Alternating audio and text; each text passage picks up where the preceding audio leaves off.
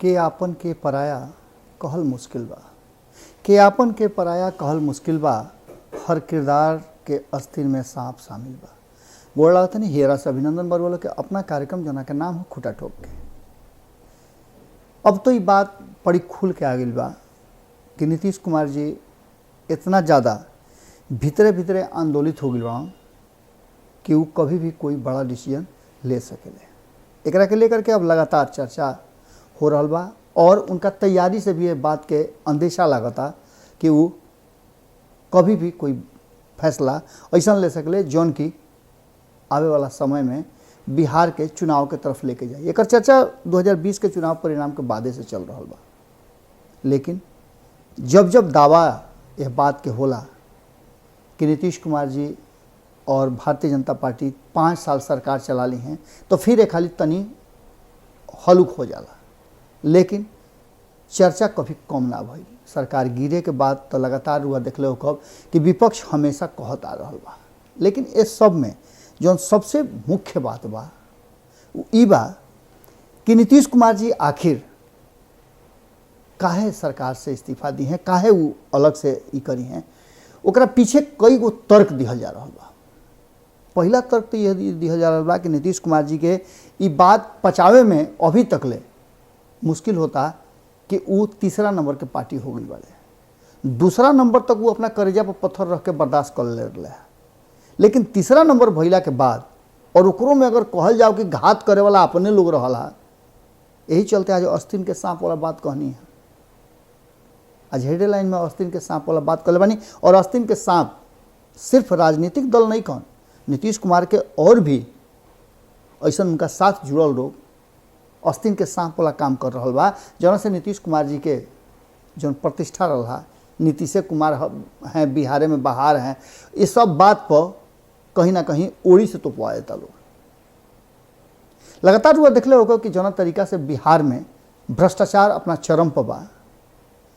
भ्रष्टाचारी बुझाता कि जैसे पैरेलल सरकार चला रहा बड़े और उनका के धरे पकड़े वाला केहू नहीं है। कारण कि सैया भैले कोतवाल तो अब डर काहे के। इरुआ सुन लो को बड़ी कहावत गाना खूब चल रहे। अब स्थिति ई बा कि शराबबंदी बा, नीतीश कुमार जी जान से शराबबंदी लागू करे के फेराम पड़ल बड़े, लेकिन जेकरा बंदी करे के बा उहे शराबबंदी में अगर शराब के काला कारोबार से लिप्त होके ओकरे इशारा पर काला कारोबार होत होके तो रुआ का कहब। बालू के खेल रुआ देखबे कहीं। बालू के खेल में का भइल, जब नीतीश कुमार जी तनी मनी स्क्रू टाइट कैले तो देखनी कि भरभरा के कुल लोग निकलल, कतना लोग के सस्पेंड करे के पड़ल, लेकिन एकरा से समस्या के समाधान नहीं होत। नीतीश कुमार जी के जौन आपन एगो बनावल दायरा रहा, कंपटीशन उनका उनके से बा। कई हरी रुआल से कहले बानी कि नीतीश कुमार जी के कंपटीशन केहू से नहीं किया, नीतीश कुमार जी के नीतीश कुमार जी से कंपटीशन बा। और ऐसा स्थिति में नीतीश कुमार जी के हर बार बेहतर करे के पड़ी, कारण कि लोग के अपेक्षा उनका से ज़्यादा बा। भारतीय जनता पार्टी अगर गलती करी तो गलती नीतीश कुमार के हुई, जीतन राम मांझी गलती करी है तो गलती नीतीश कुमार के हुई, मुकेश सहनी गलती करी है तो नीतीश कुमार की गलती हुई, या बाकी जौन लोग के जोड़ बटोर के लिए बड़े, चाहे वो बीएसपी साहिल जमा खान होखस, चाहे निर्दलीय सुमित सिंह होखस, या फिर अब एलजेपी के भी एगो सदस्य राजकुमार के शामिल कर ले बड़े, ये सारा लोग के गलती नीतीश कुमार की गलती हुई। अब एकरा खातिर कड़ा एक्शन लेवे के पड़ी। रुआ याद हुई कि 2005 में जब नीतीश कुमार आई रहन तो 2005 से 2010 में जौन वो भ्रष्टाचार पर टाइट कर रहन, स्क्रू नकेल कसले रहन, ओकरा से बिहार के जनता बड़ी खुश रहे। अधिकारी में हड़कंप मच रहे, नीतीश कुमार के डर इतना रहे कि केहू पैसा लेवे उनका घरे तक पहुंच जाए, लेकिन पैसा लेवे के कोई तैयार ना होत रहे। ई रुतबा रहे नीतीश कुमार के। लेकिन आज कहल जा रहा बा कि पैरेलल जौन बा इकोनॉमी के सरकार एक तरह से चल रहा बा, जहाँ एक तरफ समाज सुधार के नाम पर नीतीश कुमार जी शराबबंदी कैले, जौन की राजस्व के जबरदस्त घाटा लागल, लेकिन जौन काला कारोबार चल रहा बा वो ओकरों से बड़का बा। एकरा में जब केहू धराता तो जबरदस्त धराता। कोनो ऐसा दिन नहीं के कि रुआ ट्रकन के ट्रकन शराब नहीं के धरात। भाई खपत नहीं होता, आवत कहाँ से बा आ काहे खातिर आवता। शराब कतनो धरा जाता, गाड़ी सहित धरा जाता, कि कोनो असर नहीं पड़ते। एकरा मतलब बा कि शराब के काला कारोबार इतना ज़्यादा फल फूल रहा बा कि नीतीश कुमार जी के चाहला के बाद भी कुछ नहीं हो पावत। बात ये नहीं है बालू के कारोबार के अलावे कई गो अधिकारी के हाल फिलहाल में देखले हो कब कि मुजफ्फरपुर के DTO रजनीश लाल के घर पर जब छापा मारल गई तो छापा मारला के बाद रुआ पता बा कि का भइल, करोड़ों के संपत्ति, नगद पैसा मिलल, अवैध संपत्ति के जखीरा मिलल, और इस सब मिलला के बाद रुआ पता बा कि का भइल। इस सब जखीरा मिलला के बाद कहीं ना कहीं यह बात के तो पता चल गई कि हाँ, नीतीश कुमार के अधिकारी पदाधिकारी भ्रष्टाचार के एकदम भीतर तकले, हैया तकले, नाक तकले डूबल बना। ये अकेला कोनो केस ना रहे, एकरा अलावे भी बताए तनी कि पुल निर्माण निगम के एग्जीक्यूटिव इंजीनियर रहे हा, उनको घरे जब छवा पड़ल तो मार संपत्ति के कोनो ठेहे ना रहे, अकूत संपत्ति निकलल, और इस संपत्ति इतना बेसी रहे कि गिने खातिर ओकरा मशीन ले आवे के पड़ल। ये लोग खाली सस्पेंड कर दिया। नीतीश कुमार जी के कहीं ना कहीं उनका प्रभाव में, उनका प्रभुत्व में बट्टा लागता। ये सब बात के लेकर के लगातार नीतीश कुमार जी के लेकर ये बात कहल जा रहा बा कि बिहार में तख्ता पलट हुई, और तख्ता पलट एकरा मतलब हुई कि चुनाव हुई। ये बात काहे कहतनी कि चुनाव हुई, एकरा पीछे बहुत बड़ा कारण बा। नीतीश कुमार जी रुआ लोग के पहले भी बतौले रही कि एगो सीट के रिजर्व करके दोसरका सीट के कामना कर रहा बा, या फिर नीतीश कुमार जी के बात बुझा रहा बा कि अगर चुनाव हुई तो उनका 2020 से बढ़िया परिणाम भेटा जाए। वही अगर बात करी तो भारतीय जनता पार्टी के बात जरूर बुझा रहा बा कि अगर चुनाव होता तो ओकरा और बढ़िया परिणाम मिल सकता। कारण कि अब के 74 सीट आई रहे तो हो सकेला कि नीतीश कुमार जी के खेल कैला से एक होकर अगर चुनाव लड़स तो ज़्यादा सीट पर लड़े के मिली, और ज़्यादा संख्या में सीट भी उनका भेटा जाए। दूसर का तरफ राष्ट्रीय जनता दल नीतीश कुमार के शर्त पर नहीं अपना साथे ले आवल चाहत। नीतीश कुमार के तेजस्वी यादव के शर्त पर आवे के पड़ी, तब जाकर के वो महागठबंधन के हिस्सा हो सकेले। हालांकि कांग्रेस चाहता कि नीतीश कुमार जी एने जास्त सत्ता में आवे को मौका मिल जाई, लेकिन इस संभव तब तक नहीं थे जब तक कि नीतीश कुमार जी मुख्यमंत्री के कुर्सी छोड़ के ना आई हैं।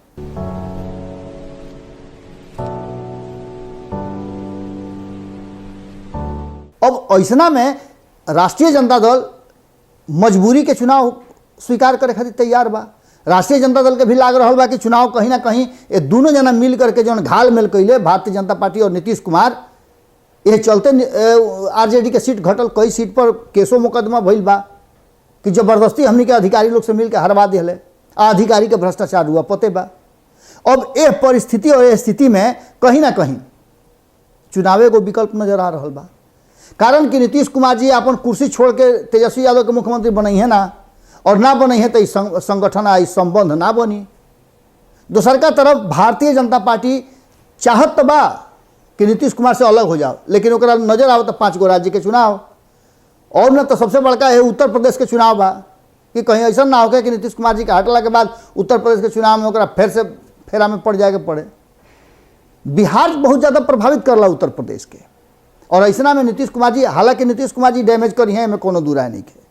जब भारतीय जनता पार्टी नीतीश कुमार जी के अपना संगे सटौर ना करके चुनाव लड़ी तो वह क्या बुझाता कि नीतीश कुमार जी छोड़ी हैं अब क्या ली। साफ तौर पे केसी त्यागी जो हो जाके इंचार्ज बड़े, वो बिहार मीटिंग में आई रहन दोनों घड़ी कह दिले। अब बार बार यह बात के रिपीट कर जा रहा बा कि भारतीय जनता पार्टी यदि हमनी के हिस्सेदारी नहीं के देत उत्तर प्रदेश में तो एक चुनाव लड़ल जाइए। और जीतन राम मांझी तो साफ तरीका पर कह दिले बड़े कि भैया हम तो जदयू के संगे चुनाव लड़े खातिर तैयार बनी, गठबंधन बना के हमनी के चुनाव लड़े। एकरा मतलब बा कि बिहार में गठबंधन पर असर पड़ी। मुकेश सहनी पहले ही से एक और हो गई बड़ा, उनको अगर मौका मिली जदयू के संगे चुनाव लड़े के तो उनका कोनो दिक्कत ना हुई। कारण कि भारतीय जनता पार्टी संगे उनका संबंध पते बा कि का हो गई। इस सब बात के लेकर के कहीं ना कहीं नीतीश कुमार जी जोड़ घटाव में लागल बाड़े, और एक कारण बा कि नीतीश कुमार जी तीसरा गठबंधन के भी फेरा में पड़ गई बाड़े। अब वो तीसरा गठबंधन में लालू प्रसाद भले नीतीश कुमार के समझावे की कोशिश करस, लेकिन तेजस्वी यादव समझे के तैयार नहीं खन। अब ऐसा स्थिति में समझौता होके कोनो सवाल नहीं है। नीतीश कुमार एको डेग आगे पीछे होके तैयार नहीं खन, ना तेजस्वी यादव होके के तैयार बनन। तो इस संबंध बनी तो कैसे बनी? अब एक खातिर कोनो मिरेकले होके के पड़ी।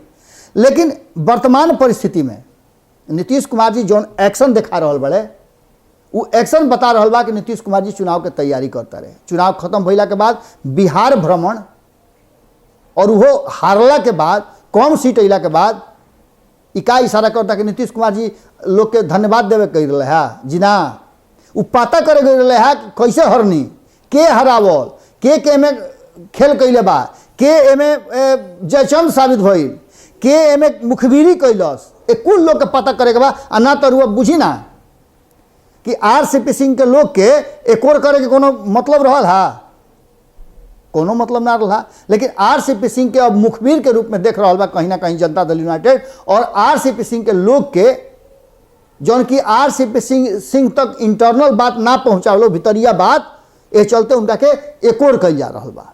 ये सारा बात के लेकर के कहीं ना कहीं रास्ता एक एक नजर आवता कि अगर तेजस्वी यादव मान जाइए उप मुख्यमंत्री बने खातिर, तब तो नीतीश कुमार के संगे संबंध बनी और बिहार में तख्ता पलट हुई।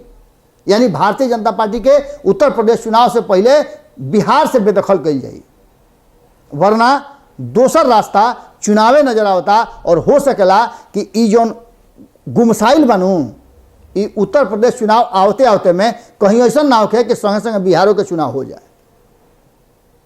हम ऐसे कह रहा बानी कि भीतर से रुआ देखा तानी कि नीतीश कुमार और भारतीय जनता पार्टी के नेता लोग के एक जगह एक मंच पर रुआ देखला कितना दिन हो गई, आंख राउत तरस गई हुई।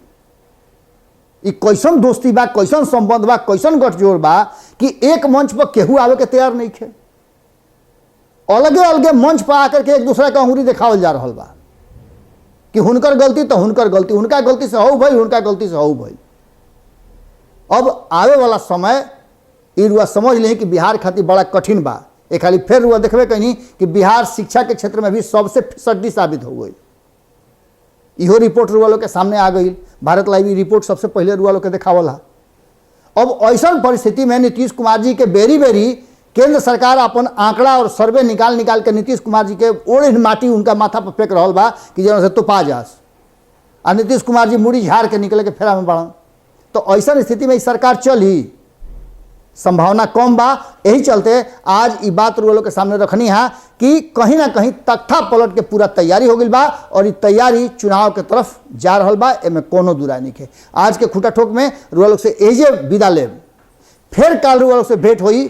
काल तो ना भेंट हुई, काल एतवार हो, सोमवार के दिन भेंट हुई। और तब तक ले रुआ लोग से एतवार के दिन घरे जब बैठा रहब तो अपना हित नाता गोतिया पटीदार संगी सलेहर सब लोग के फोन करके बताई कि भारत लाइव के जल्दी से सब्सक्राइब कर ले लोग कि 10 लाख परिवार के सदस्य वो लोग हो जाओ। और संगे संगे मुफ्त में फ्री में बिना दाम ढेबुआ खर्चा कैले रुआ लोग के कुल खबर घरे तक ले जहाँ बानी हो जाए, बस में बानी, ट्रेन में बानी, रिक्शा पर बानी, साइकिल पर बानी, स्कूटर पर बानी, मोटरसाइकिल बानी, कोचुओं पर बानी, ओजे रुआ के टन से घंटी बाजी आ मुफ्त में रुआ सारा खबर भेटा जाई। गोड़ लागत नहीं। अगर ये वीडियो पसंद आई और रुआ बिहार के राजनीति और बिहारियत से सरोकार रखेनी तो सब्सक्राइब बटन दबा के चैनल के सब्सक्राइब कर ली। ओजे एगो घंटी बा, ओकरा बटन दबा देला से कुल सटीक और मारक खबर रुआ मुफ्त में मिल जाई। अगर रुआ पत्रकारिता के हमनी के नया प्रयोग में सहयोग कर चाहतानी तो ज्वाइन बटन दबा दी। पेटीएम नंबर नोट कर ली 9386816700। धन्यवाद।